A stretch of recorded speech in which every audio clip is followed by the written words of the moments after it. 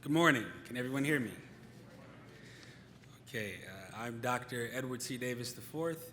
I'm going to talk to you today about many things, but one word I want us to remember before we leave. It's an Angolan Ubuntu word spoken by the Ovimbundu people. The word is ulonyo. Ulonyo. Can you repeat that after me? Ulonyo. It's spelled U-L-O-N-O with a tilde over the N. Ulonyo means intergenerational knowledge. So, I am a 6 times great-grandson of Melungeon Maroons who survived the Illinois Trail of Tears in Gallatin and Pope counties, and who started Underground Railroad Freetowns in the Shawnee Forest. Today I offer repair, resolution, and healing through Ulonyo. Ulonyo, intergenerational knowledge, guided my path as an anthropologist and scholar of the African diaspora to uncover my Royal Congo ancestors in 1619 Malanje, Angola. I didn't say 1619 Hampton, Virginia, where they were eventually kidnapped and taken to, but their origin point, Malanje, Angola. In 2016, July of 2016, I became the first descendant of 1619 Virginia to return to Malanje, Angola. And thus, I honor my ancestors, Margaret Goins, her husband, Dago Goalong, who lived in colonial Virginia, his Portuguese Sephardic Jewish father, Diogo Coalong, and his wife and mother of their son, Queen Nsakulao of Ndongo. Her ancestors, who founded the Congo Kingdom in 1280, she would be my 13 times great-grandmother, but her ancestor, King Nsakulao, father of Queen Lukeni Lua Nsanze, wife of King Nimi Ainzima, and their son, the first Moeni Congo, or King of the Congo, Nimi Alukena. These would be my 18 times great-grandparents. The blood of these eight ancestors who I just named run through my veins, and their blood grounds how I globally conceptualize reparations. So in 2003, I attended the reinterment ceremony for 419 Africans discovered 12 years prior in Lower Manhattan. In 1991, Mayor Dinkins sold a parking garage behind New York City Hall to the federal government, where 419 graves were discovered beneath 290 Broadway. President George H.W. Bush wanted to expedite construction of an IRS skyscraper. President Bill Clinton sent the bones to Howard University's anthropology department, led by Dr. Michael Blakey. This matters because most DNA analysis technology that we have today stems from research on those 419 African souls. By 2001, George W. Bush resumed his father's unfinished business, whereby that IRS skyscraper went up in less than 2 years. And on October 4th, 2003, I was 21 years old at the reinterment ceremony at the Lower Manhattan African Burial Ground, fresh from a year abroad in Paris where I was studying political science and African history. And I was a student at New York University's Gallatin School, Gallatin, like the reverse slave trade in Southern Illinois. Albert Gallatin was the second Secretary of the Treasury after Alexander Hamilton. He was born in Switzerland, and he was a signer of the U.S. Constitution. But there are many Gallatin counties and whatnot across the nation. And so there I was at NYU's Gallatin School, and nevertheless, imposter syndrome made me feel unworthy to sit at that particular day next to a woman named Vivian Ayers Allen, as she told me her daughter, Felicia Rashad, was on stage officiating the event with Harry Belafonte and Sidney Poitier. My professors had gotten me VIP seats, but I was not a very important person. What business did I have walking up Wall Street behind a horse-drawn hearse, carrying the coffins of an unnamed man, woman, girl, and boy uncovered in 1991 among the 15,000 Africans buried in what has become New York's judicial district? I was a nobody in the canyons of economic power. The wall that Africans built to fortify Dutch invaders from First Nations communities had become the center of English-American commerce, leading my Chicago mind to think of Marva Collins, you know the Marva Collins story, portrayed by Cicely Tyson, taking students to the Chicago Board of Trade. And in that moment, in October of 2003, I asked the God of my ancestors, what if Cicely Tyson and Maya Angelou are here today? Now, 3 years prior, on October 3rd, 2000, here in Chicago, my Mississippi-born maternal granny, Dorothy Lee, suffered a massive stroke, and she would die the night before Thanksgiving, my freshman year of college.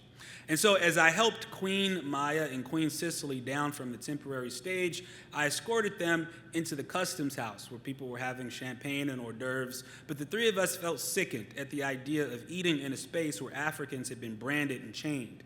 So we walked and we talked and we talked for 3 hours. And they noted that there was no coincidence that they were talking to me on the 3-year anniversary of the death that killed my mother's mother.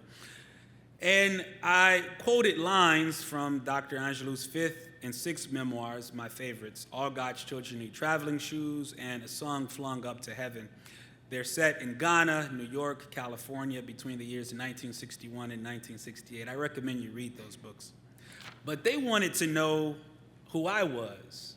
I was 21. I was nobody.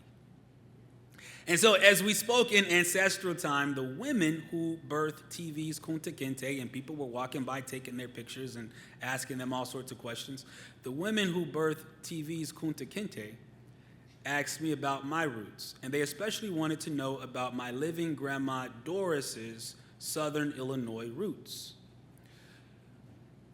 So, much to Miss Tyson's chagrin, my paternal Hill Davis roots do not cross paths with Cicely's beloved husband, Miles, from Alton, Illinois. But 21 years ago, Maya Angelou introduced me to the term Melungeon, to describe the Angolan descendants of the white lion ship who arrived in Hampton, Virginia in the summer of 1619. She told me, your grandmother's people, your father's mother's mother, my grandmother, they descend from these people, these Melungeons. And she told me about the name Goins, which was a highly regarded royal Melungeon name in North Carolina near Wake Forest University, where Dr. Angelou was a professor. And back then, I did not know the name of my 4 times great-grandmother, Marilla Goins. My grandmother's grandmother was named Marilla Goins, born free in Tennessee.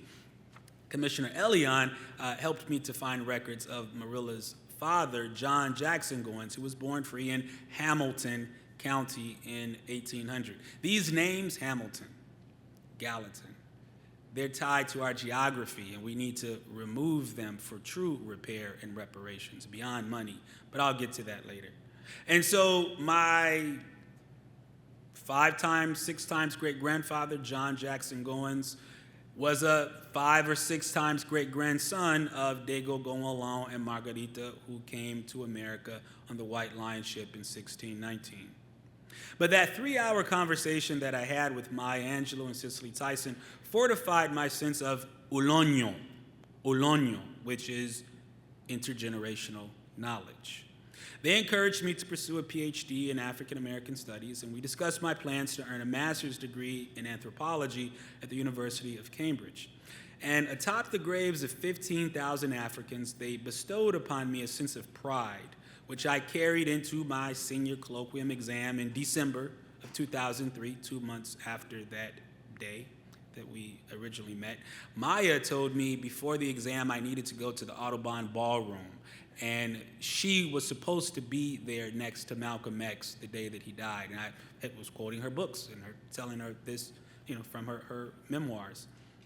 And they were scheduled to tear down the Audubon Ballroom. And I went there and I prayed and I asked the spirit of Malcolm and Betty to protect me on whatever journey I would take.